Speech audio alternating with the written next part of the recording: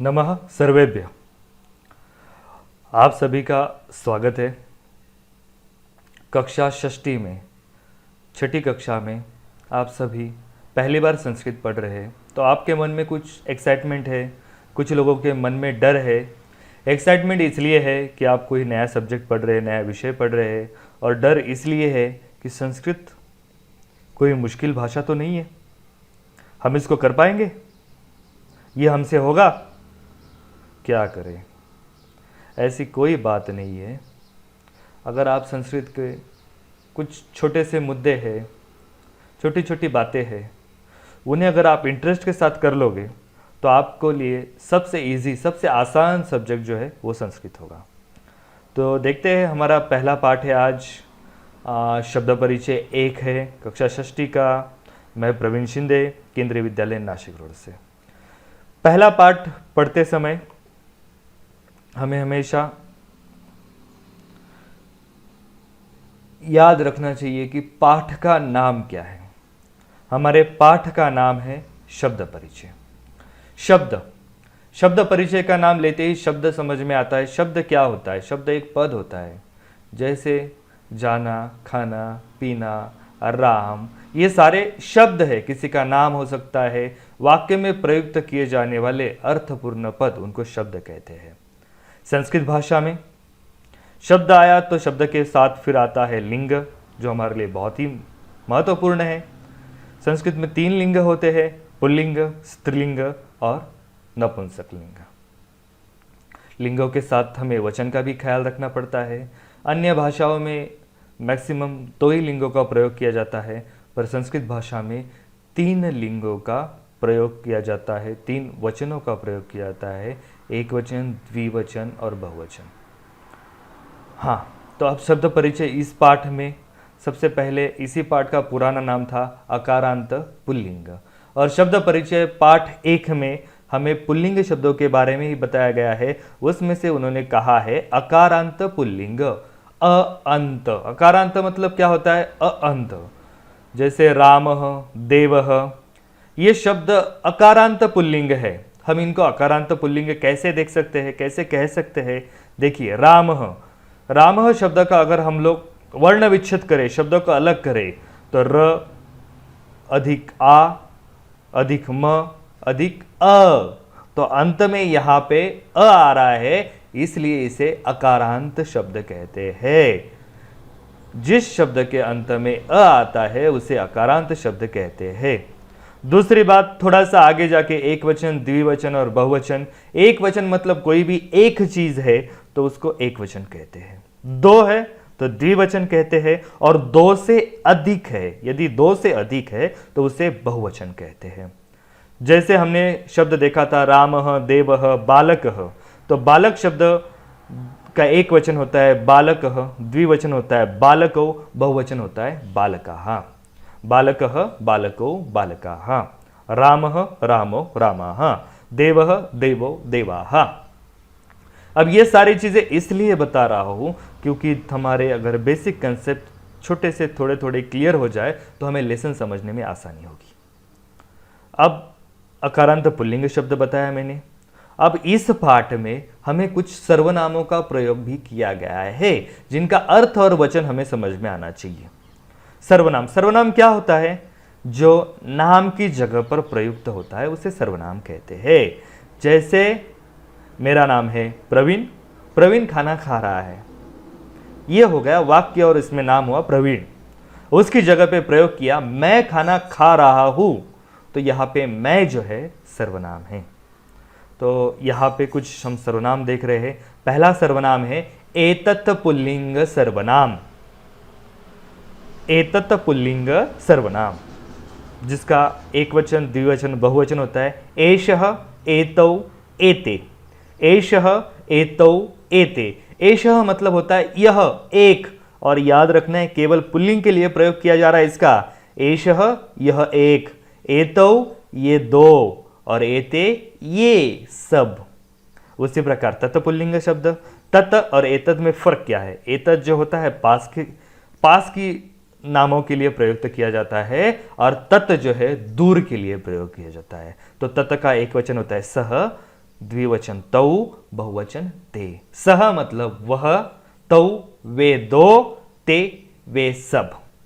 साथ ही साथ हमें किम पुल्लिंग सर्वनाम का प्रयोग भी पता होना चाहिए। किम, जब हम पुल्लिंग के लिए प्रश्न पूछते हैं तो किम सर्वनाम का प्रयोग करते हैं। किम पुल्लिंग सर्वनाम में प्रथमा में एक वचन होता है। कह मतलब कौन, एक के लिए प्रयोग किया जाता है। कौ कौन दो, और के कौन सब। इस प्रकार यह सर्वनाम है। साथ ही साथ लट लकार होता है, प्रेजेंट टेंस होता है।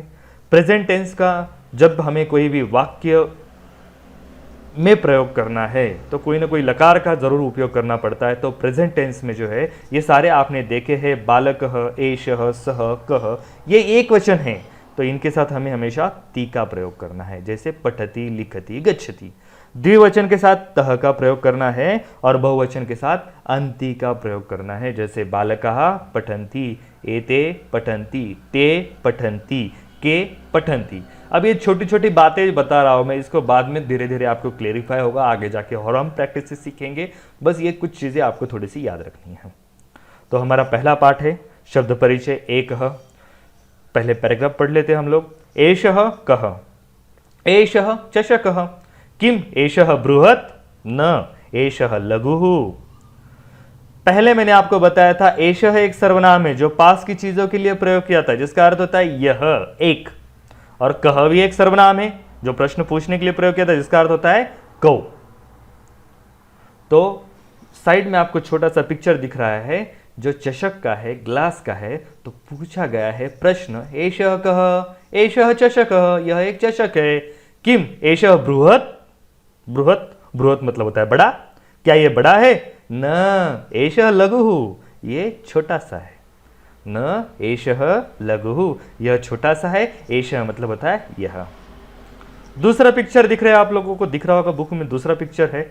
वहां पे कोई आदमी बैठा हुआ है और कुछ काम कर रहा है, उसके पास सिलाई मशीन है, शायद से मुझे लग रहा है। तो आप देखिए सह कह, अब सह भी सर्वनाम है, एक वचन है, दूर के लिए प्रयोग किया था, जिसका अर्थ होता है वह। तो सह कह, वह कौन है? सह शौचिकः, वह एक शौचिक है। शौचिक का अर्थ होता है दर्जी, वह एक दर्जी है। शौचिकः किम करोति, शौचिक क्या कर रहा है? किम सह खेलति, क्या वह खेल रहा है? न सह वस्त्रम सीव्यति, वह वस्त्रों को सिल रहा है, कपड़े सिल रहा है। क्या वो खेल रहा है? नहीं, वो कपड़े सिल रहा है। तो यहां पे एक वचन का प्रयोग किया। अब हम लोग द्विवचन की तरफ पढ़ते हैं। देखिए आपको दो कोई तो प्राणी, एनिमल्स दिखाई दे रहे, जानवर दिखाई दे रहे, शायद से कुत्ते हैं। कुत्ते हैं कैसे पता चलेगा? जब हम पैराग्राफ पढ़ेंगे तो हमें पता चलेगा। तो पहला ऊपर देखिए क्वेश्चन पूछा है, मैंने किम सर्वनाम आपको बताए थे, कह, कौ, के। तो कौ मतलब कौन दो, एतौ कौ, एतौ फिर से आया सर्वनाम। एषः, एतौ, एते, एषः यह एक, एतौ ये दो, और एते ये सब। तो एतौ कौ ये दो कौन है? एतौ शुनकौ स्तः, कौन सा जानवर है? शुनकौ मतलब कुत्ते, ये दो कुत्ते हैं। किम एतौ गर्जतः, किम एतौ गर्जतः, क्या ये गर्जना कर रहे? न एतौ उच्चैः भुक्कतः, क्या हाँ कुत्ता गर्जना करता है, दहाड़ता है कुत्ता? नहीं, एतौ उच्च ही, उच्च ही मतलब जोर से, भुक्कतः भौंक रहा है। उसी प्रकार और द्विवचन, एतौ मतलब पास, ये दो पास की चीजों के लिए हुआ। तौ वो दूर की चीजों के लिए हुआ। कौ मतलब कौन दो, तौ कौ, अब वो दूर है, वो दो कौन है? तौ बलिवर्दौ स्तः, वो दोनों बैल है। किम तौ धावतः, क्या उनकी रनिंग की कंपटीशन चल रही है? क्या वो भाग रहे, एक दूसरे के साथ स्पर्धा कर रहे? न तौ क्षेत्रम कर्षतः, वह जो है खेत को जोत रहे हैं, अपना काम कर रहे हैं। तो एतौ तौ, एतौ मतलब ये दो, और तौ मतलब वे दो। इसी प्रकार बहुवचन का देखते हैं हम लोग। देखिए पिक्चर में आपको नीली नीली बैग दिखाई दे रही है, शायद आप स्कूल में यूज करते हो, अलग अलग कलर की बैग्स आती है। कुछ बच्चे पिंक कलर की ले जाते हैं, पिंक उनको ज्यादा पसंद होता है। तो इसमें भी देखिए 4 बैग्स दिखाई दे रहे हैं, स्कूल के बैग्स है। और वहां पे सवाल पूछा गया है, पहला एते के, एते के, एषः एतौ एते, ये सब, कह कऊ के, कौन, ये सब कौन है या फिर ये सब क्या है?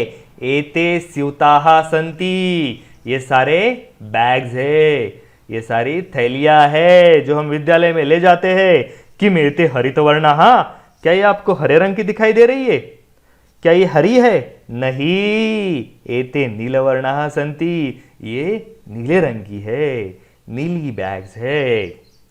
जैसे हमने देखा एषः एतो एते, एते मतलब ये सब पास वाले, और फिर दूर के लिए हम क्या प्रयोग करते हैं? सह तौ ते, ते मतलब वे सब दूर के।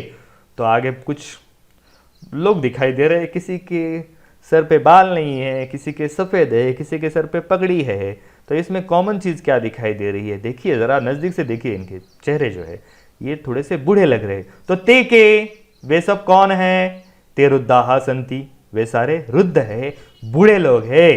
किम ते गायंती, क्या वो गा रहे हैं? आवाज सुनाई दे रही है आपको जोर जोर से गाने की? क्या वो गा रहे?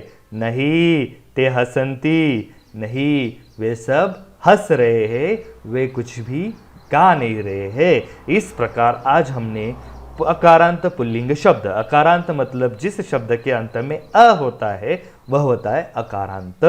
रामः, देवः, बालकः, तो इनका प्रयोग देखा, एक वचन, द्विवचन और बहुवचन।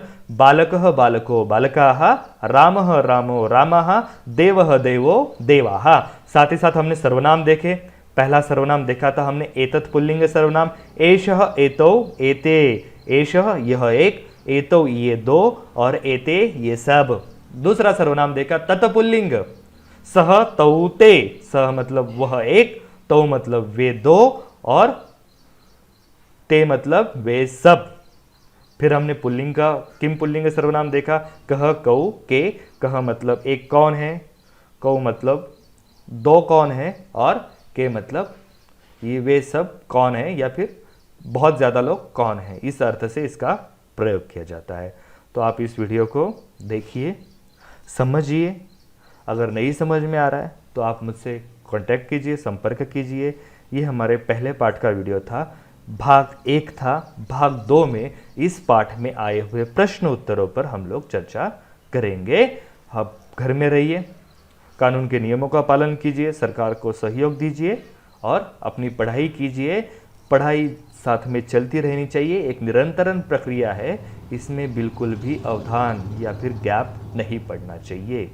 धन्यवाद।